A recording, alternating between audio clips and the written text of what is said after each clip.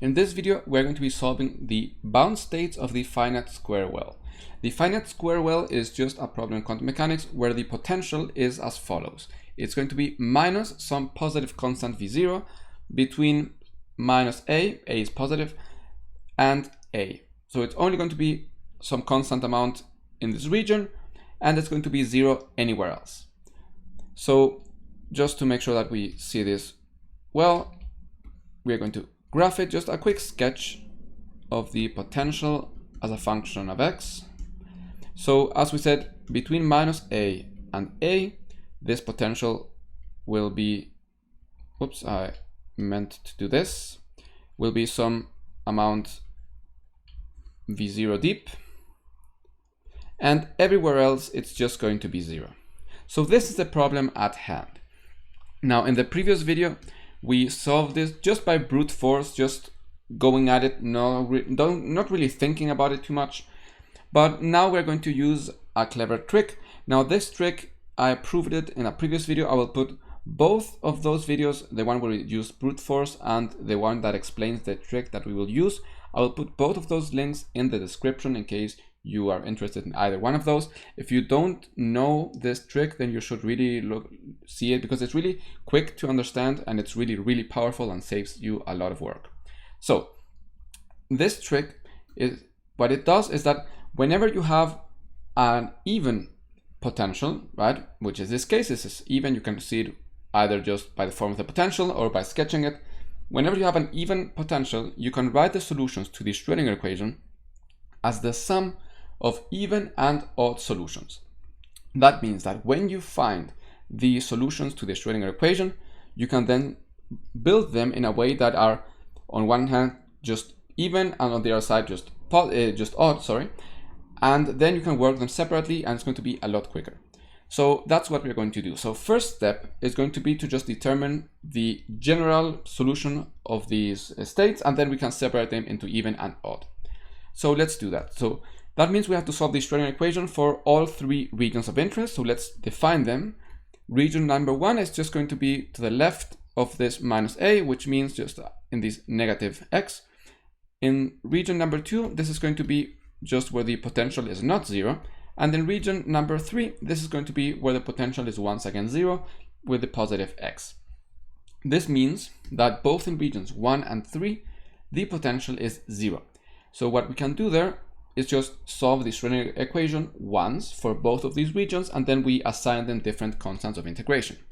So for regions 1 and 3, our Schrödinger equation will just be minus h bar squared divided by 2m d squared psi dx squared plus the potential, but that is just 0. So this will be equal to E times psi. Now, as we have done many times before, we can just isolate the second derivative, and this will be equal to minus 2me divided by h bar squared psi. So now we want to call all of this k squared, so we just get this is equal to k squared psi. Now, just as a quick reminder, why do we include the minus sign in this case? That is because, well, if k squared is this, then k will just be the square root of minus 2me divided by h bar squared. So because we are dealing with bound states, remember bound states means that the energy is going to be negative. So if we didn't include this minus sign, this thing right here will be negative, and this would be the square root of something negative, and we really want this to be something real. So that's why we include the minus sign in here. Okay, so now we want to solve this differential equation. Let us put this to the left-hand side. We have done this in previous videos, so I will kind of speed run it. If you don't know how this is solved, then I really encourage you to go back a few videos to where we first solved this for the Schrödinger equation, because it is something that we do very often, so I don't want to do it all the time. Okay, so the way to solve it is to just factor this out. So we get d by dx minus k d by dx plus k times psi equals 0. So this will give you now two differential equations that you can solve. They are both of first order, very quick to solve by separation of variables. So here you get the solutions. Psi is going to be a e to the kx plus b e to the minus kx. Those are both of the mathematically acceptable solutions. Now, remember, this is valid for both regions 1 and region 3. So we can just call this one right here the solution for region 1, and now we write something of the same form but for region 3, and we just name the constants differently. Now, because I want to use letters C and D for region 2, I'm going to call this e to the kx plus f e to the kx minus kx. Obviously, it doesn't really matter what letter you use, but I like to use these. Now, the final thing that we have to do is to make sure that this is not only mathematically acceptable, but also physically acceptable. That means our solutions have to be normalizable. So when x goes to minus infinity and plus infinity, our wave functions have to go to 0. Otherwise, the integral will not converge when we do the normalization. So when x goes to minus infinity, we are dealing in region 1, so we have to take a look at this wave function. So in that region, this term right here will go to infinity. So this will not be normalizable, so we cannot accept it as a physical solution. In region number 3, we're dealing with positive x, so when x goes to infinity, this term right here will also go to infinity, so we are just going to leave it out. Okay, so these are our solutions for region 2. And just as a reminder, I'm going to put this here. K is this right here. Okay, so let's now go to region 2. So in region 2, this is where our potential is not 0. So the Schrödinger equation is going to be minus h bar squared by 2m d squared psi dx squared. And now comes plus the potential times psi, but our potential is minus v0. And this is equal to e psi. Now let's just once again leave the second derivative all by itself. So we get d squared psi dx squared. This is equal to e plus v0. And actually, let me move it a little bit. I like to write the constants in front. Times minus 2m h bar squared times psi. So this time our constant here is different from what we had in the previous cases where we just call it k. So we can't really just go ahead and call this k, and please be very careful because they are not the same thing as before. Now, this amount right here is positive. That's very important for you to know. V0 is a positive constant, and because the energy has to always be above in the sketch, right, above this potential in order for solutions to exist, the potential has to be greater than this energy, right? Because that means that the potential is going to be further down than whatever energy we have. So that means that that part is positive, and so we don't really need to include this minus sign into our constant. So what we're going to do here is just say, okay, this is going to be minus something. Usually it's called L. Obviously you can call it whatever you want, but I like to call it L. So it's going to be L squared psi. That means that L is just going to be the square root of 2m divided by h bar e plus v0. I really recommend that you write it down. Don't just say, okay, this is L, because that way it's easier to get confused. Maybe you're going to write it with a minus sign later. Just make sure to write it down explicitly, so when you come back to it later, you make sure to get it right. So now, as before, we're going to put everything to the left-hand side of this equation. So we get this plus L squared psi equals 0.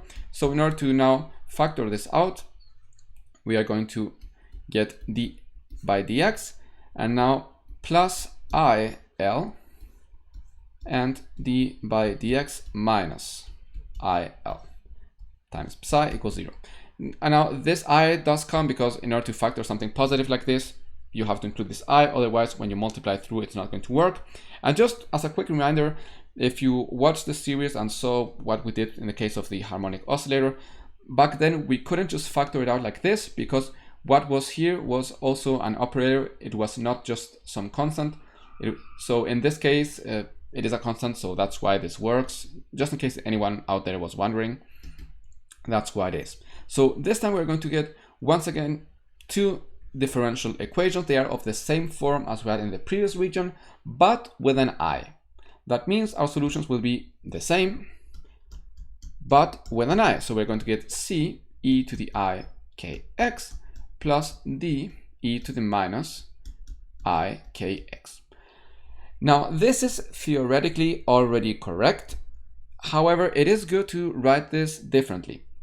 Now, why is that? It is because whenever we are in a region that is like in this potential well, it is going to be easier to work with sines and cosines instead of these imaginary exponentials. So I really recommend that you write it in that form. You could work with this, but you're going to find it is going to be messier. So let us now write these exponentials as sums of sines and cosines using Euler's formula. So that's going to be c times cosine. Whoa, sorry, I just realized I wrote k. This is L. Yeah, sorry about that. This is obviously L. K was for regions 1 and 3. Sorry about that.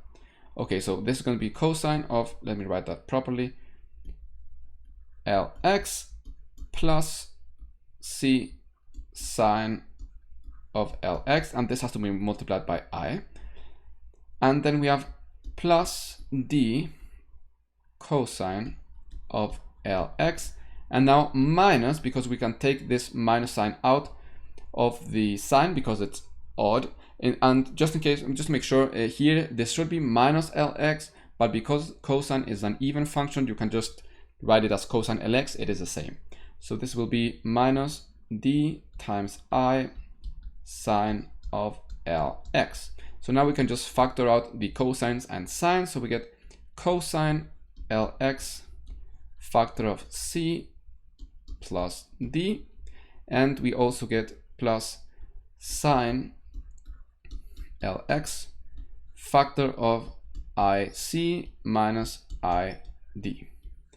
So these things right here are just constants, so we can just go ahead and call them anything. So we can just say this is going to be, I don't know, c star, and this will be d star. So we get c star cosine Lx plus d star sine Lx will be our solutions. And because it doesn't really make sense to just call it c star anymore, I mean, it's just some random constants. We didn't really know what c and d were anymore, and all we're going to be finding at some point are going to be c and d. So let's just call them c and d. So this will be our solution for region 2. And as I said, writing it down in terms of cosines and sine will make it easier, especially because that way we can use that this here is even and this here is odd. Okay, so let's now just go ahead and put all of our solutions together. So I kind of copied that c that I didn't want to, but I'll just erase it later.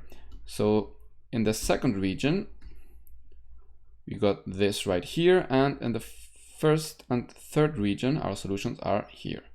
So Control C. Let me just put everything together. So that's region 1, region 2, region 3. Okay, so actually up until this point, this is exactly the same procedure that we had in the previous video. Now the difference comes right here, because now we are going to use the clever trick that will save us a lot of work. So whenever we have a potential that is even, which is the case here, we can write the solutions as the sum of even solutions and odd solutions. So if you don't know why that is, again, make sure to check out that video. It's like 5 minutes long, and it's really, really important. So the link is in the description. So now we have to build these solutions, right? Because remember, this is just going to be some psi for 3 different regions, right? This first one is going to be for whenever x is less than minus a. This is going to be whenever x is between minus a and a.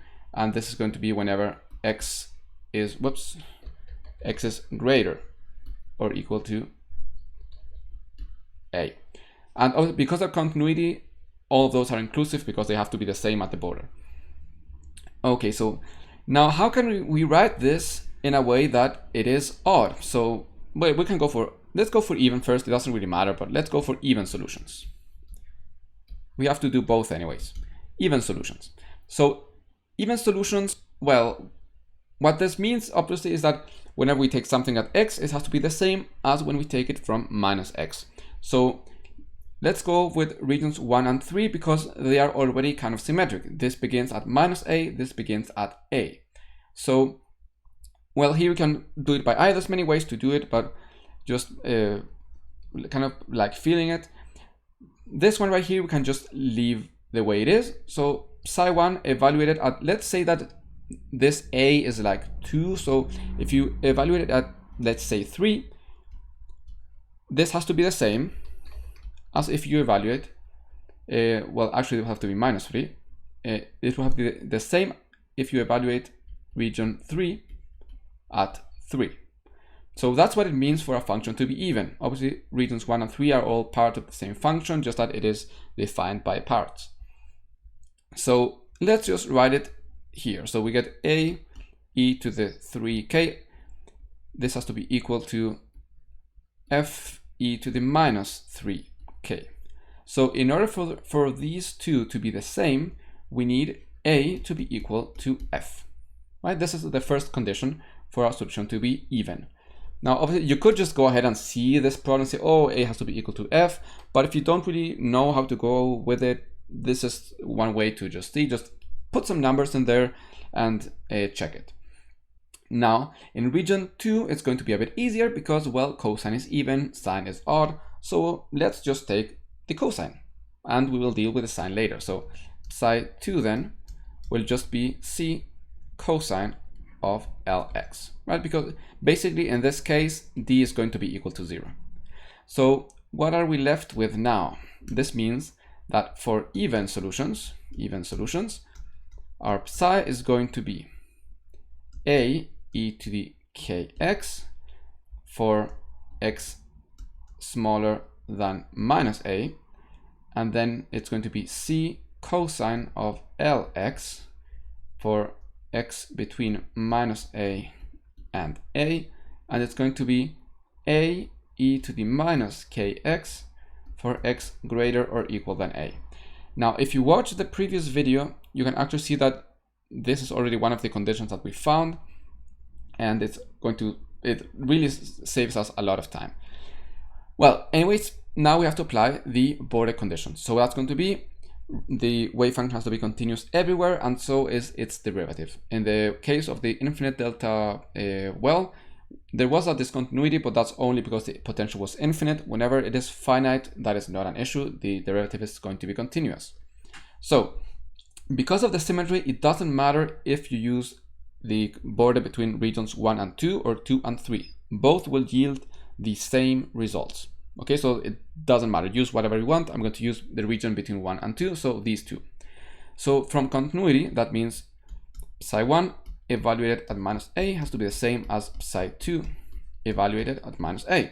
So that means a e to the -ka has to be the same as c cosine of La. Once again, the minus sign, you can just leave it out because this is even function, doesn't matter. So this is going to be equation 1. Now, because of the continuity of the derivatives, this is going to be evaluated at -a. We get the psi from region 2, dx evaluated at -a. So when we derive this, we get ka e to the -ka. This is going to be equal to, well, the derivative of cosine is going to be minus sine. So we get minus c, and then because of the chain rule, we get an L minus CL sine of minus LA. But sine, as we have discussed, this is an odd function, so we can take this minus sign and put it outside, and it's going to cancel out this minus sign right here. So it is very important that you are comfortable knowing which functions are odd, which functions are even, because as you can see, it really makes everything a lot easier. So this is going to be equation number 2. Now, well, I'm going to take both of them to the next slide, I guess. That way it's going to be somewhat easier to see what has to be done here. So now we have to solve this system of equations. As you can see, the procedure in all of these problems is exactly the same.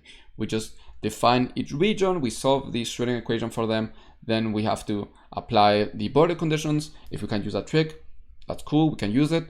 And now we have to solve this system of equations. It's literally the same thing in all of the videos that we have done on this topic. So it's good that you see that trend, because that way you know how these problems work. The potential is different, and obviously some can be hard to solve, but the idea behind it is the same. Okay, so how do we solve this? Let's just take equation 1 and plug it into equation 2. So k, and instead of a e to the minus ka, we write c cosine of LA. This is going to be equal to CL sine of LA. Now, well, we can cancel out this c because, well, it's non-zero, so we can just go ahead and divide by it. And now we can divide by cosine. So we get k is going to be L times the tangent of LA. And now this is going to be a transcendental equation, because what is this equation? Both k and L depend on the energy, and that is what we want to determine. We want to know what are the allowed energy states for this particular case, for these bound states, if there are any. So if we could somehow solve this equation, now this would be easy peasy. The problem is that this equation is really not trivial. It's not easy to solve. So what is usually done here is that we use what is called, because this is called a transcendental equation, and we use graphical methods to determine how many bound states there are. And if we know the precise numbers in the problem, what is the value of A, what is the value of the V0, the potential, then we can determine exactly the energy by using some sort of numerical or graphical method. But without knowing it, we are just going to determine how many bound states there are and talk about how this would be solved if you were to have the actual values. So how do we solve this? As I said, both K and L depend on the energy. The problem is that they depend on it differently. So what we want to do now is create some variable that depends on the energy, but so that we only have one variable here, because we have two variables here. And we can't really, we want to solve this by graphing as we did in the previous case.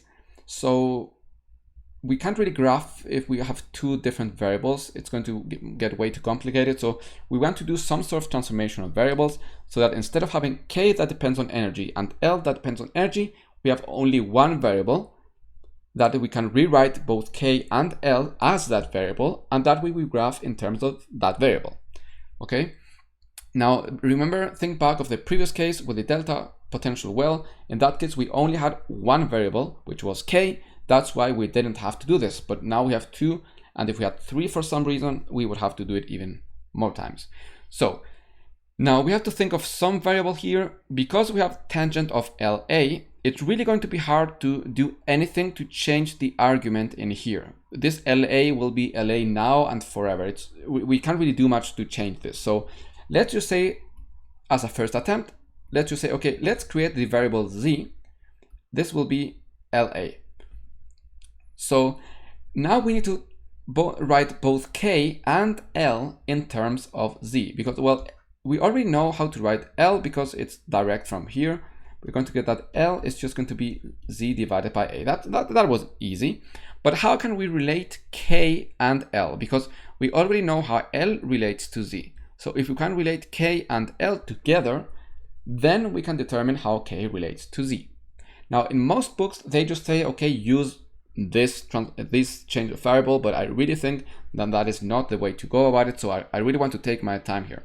So remember, what is K? K is just the square root of minus 2me divided by h bar squared, and L is square root of 2m e plus v0 divided by h bar squared.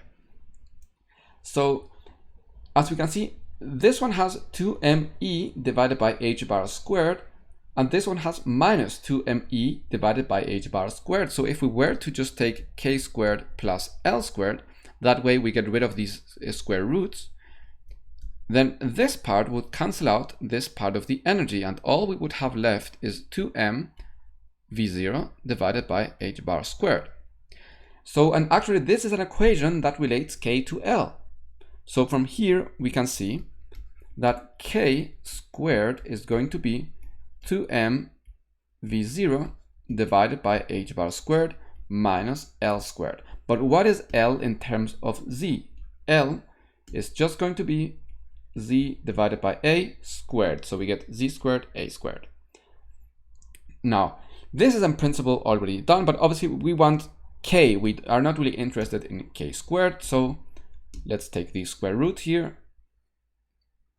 And now this is something we could plug in. There is a way to simplify this further, both to make it easier to graph, but also because there will be some simplifications, but let's just do it slowly. So I'm going to go to the next slide, copy the most important equations here. So L tangent LA, this is what we are trying to solve. We know that Z is just defined as LA. So L is just Z divided by A. And we just saw that K is going to be the square root of 2mv0 divided by h bar squared minus z squared divided by a squared. Okay, so when we plug this in here, what do we get? We get, well, square root of 2mv0 divided by h bar squared minus z squared a squared. This is just k. This has to be equal to L. What is L? L is just z divided by a times the tangent of z. Now, in principle, you could go ahead and graph this. However, this is still somewhat complicated. So let us now go into the square root and factor out z squared divided by a. So when we do that, we're going to get z divided by a square root of 2m v0 a squared divided by h bar squared z squared minus 1. Now, what did we do here? What we did is we just factored out z squared divided by a squared in here. That's why we needed to multiply by a squared divided by z squared, so that if we multiply through, we just get the same thing back. And once we had factored it out, we can just take it out the square root by taking the square root. So we just end up with z divided by a. And what was the point of it? The point of it is that now we have z divided by a on both sides. So we can just divide. Now remember, z cannot take the value 0 because that would mean that the energy would be 0, and that's another thing. So that's not an issue. And then we get tangent of z. And now this is something that we can work with. However, there is one last caveat that we have to deal with here, and it's that we have this annoying constant. You could just keep it like that. I like to define it, and that's what the textbooks usually recommend as some other constant, z0 squared, and this will just be 2m v0 a squared divided by h bar squared. So when we write this in here, we get z0 squared divided by z squared minus 1. This is equal to tangent of z. Okay, so now this is something that we can work with. This did take a while, but as I said in the textbooks, they just tell you use this change of variables, and I think it is good to know how we can determine the change of variables that we need to use. So that's why I want to take my time and explain it properly. Now we have to solve this as we did in the previous cases by using some graphical method. So what we have to do here is just going to be, let me go to the next slide. Okay, so now in order to solve this, as we have done before, we want to use graphical methods. That is, we want to just sketch the right side and sketch the left side and just see when do they cross each other, if they cross each other at all. So let us now just make a quick sketch. Now in this axis, we're going to be writing the value of each of these functions, and here's going to be the value of our variable z. So let's begin by sketching the tangent. So the tangent obviously is just sine of z divided by cosine of z. So that means this is going to be 0 whenever sine is 0. That means it's going to be 0 at 0. It's going to be 0 at pi. It's going to be 0 at 2 pi and at 3 pi and so on. And the cosine, whenever it is 0, then these functions will go to often to infinity. So that means it's going to be happening at pi divided by 2, at 3 pi divided by 2, 5 pi divided by 2, and so on and so forth. So what are our solutions going to look like here? So, well, this just begins at 0. Obviously, it's not really going to touch 0 because z can't really go to exactly 0, but it will be very close to it. So it can start here at 0, and it will go here asymptotically to pi divided by 2. And then it's going to cross here once again, and then here. Well, actually, I shouldn't be making dotted lines. Actually, the dotted lines were for these here. Well, and so on and so forth. So we're going to have all of these lines going up, and then we have the second function that's going to be the square root. Now, the square root, it will begin at some value and it will just decay, right? Will just decay as z grows larger.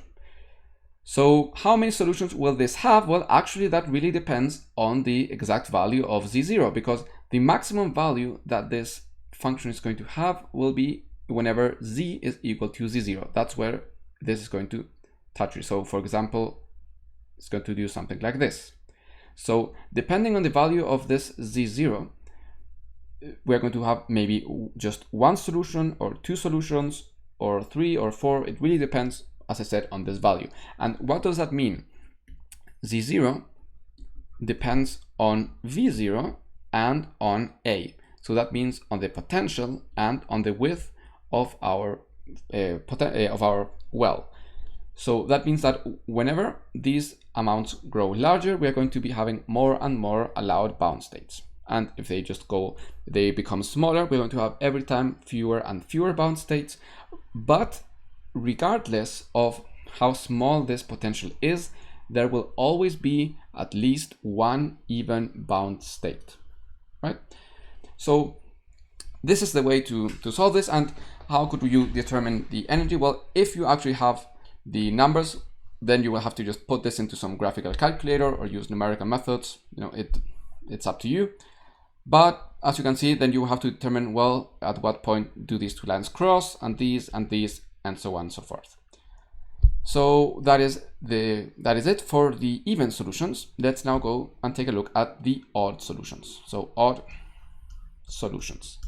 Now, let's just take a look at our general solution, which was this over here. So how can we turn this into, there it is. How can we turn that into odd solutions?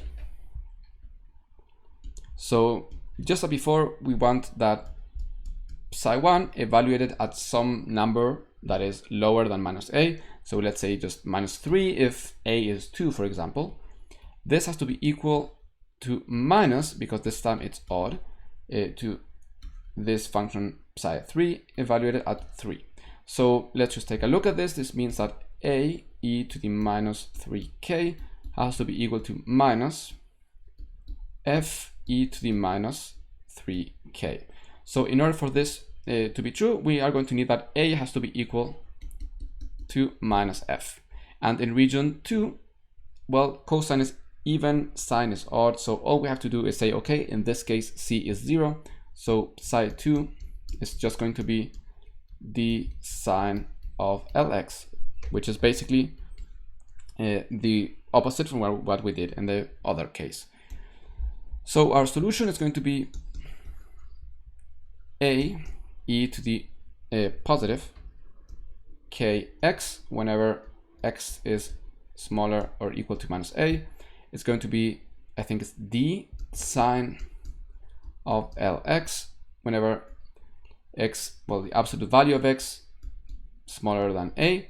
And then we are going to have that it's going to be minus a e to the minus kx whenever x is greater or equal to a. So this is going to be our odd function. As before, we apply the border conditions to whichever one of the both borders we want. It doesn't matter which one. Let's just go for the first one. So here it has to be continuous. So psi1 evaluated at minus a has to be the same as psi2 evaluated at minus a. So we get a e to the minus ka. This is equal to, has to be equal to d sine of minus LA, but we can just take the minus sign and put it here. Now, continuity of the derivative, that's just going to mean that the derivative of this evaluated at minus a has to be the same as the derivative of this evaluated at minus a. So we get k, this is equation 1 by the way, k a e to the minus k a has to be equal to the derivative of sine is cosine, so we get dl cosine of LA. The minus sign goes away because it's even. And this is equation number 2. So as before, let's just plug equation 1 into equation 2. So we get minus k d sine of LA.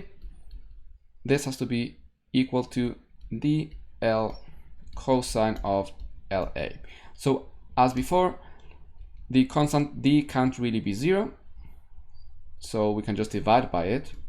And now last time we divided by cosine, this time let us divide by sine. Why?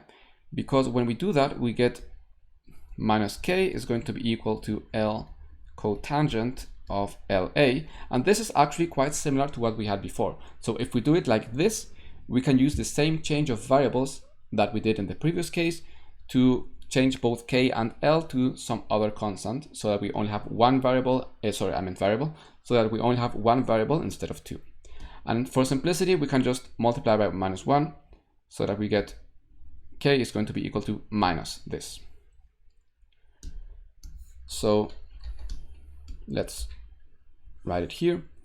So as before, we are just going to say, okay, z is going to be LA, that means L will be z divided by a, and k will be z0 divided by z squared minus 1.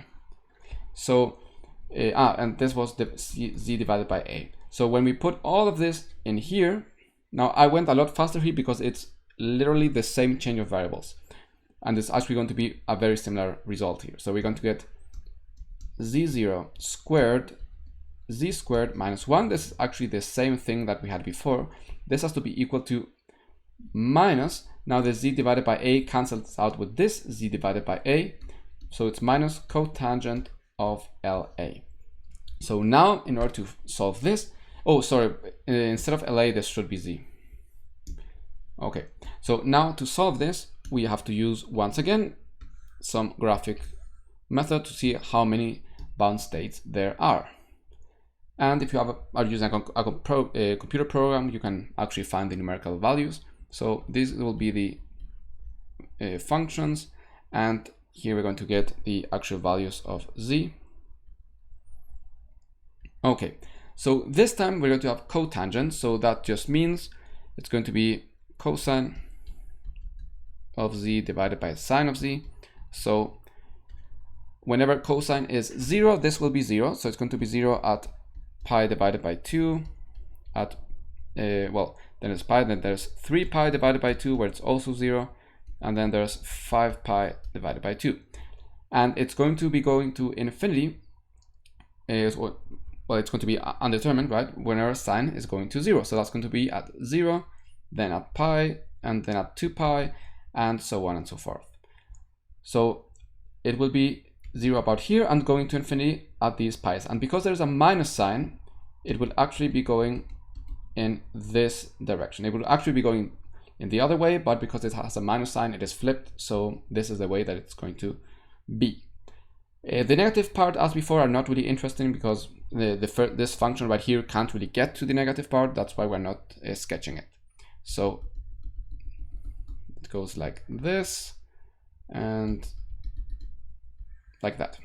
Okay, so that's roughly what this looks like. And now we just add this decaying square root function that begins at some point here and just falls off. So something that is also quite interesting is that once again, the amount of solutions that are going to be, this means the amount of bound states that will be allowed, depend on the value of z0, right? So, and z0 depends on v0 and on a, which is the potential and the width of our function. So the greater they are, the more bound states will be allowed. However, differently from what happened in the case for the even states, this is odd, remember, even solutions, yeah. when in these odd solutions, if z0 is too small, we can get something that looks, well actually from here, something like this, where it falls off to 0 before it crosses any of these lines of the cotangent. That means that there will be no odd state. So that means in the case of the even solutions, even if the potential was very, very small, very weak, and very thin, there was always going to be a solution. However, in the case of the odd states, that is not true. There will not always be a solution. So that's the solution here. If you want to determine it numerically, you need some numerical values for v0 and a, and then just use some sort of graphical numerical method, and you can determine where they intersect. And well, you could try to do it by eye maybe, but you have to draw it very, very well, and that's what we have computers to be honest, so that's it. So that is the problem here. We have determined the conditions and these bound states for this particular potential. Now, what did we do, just as a quick recap?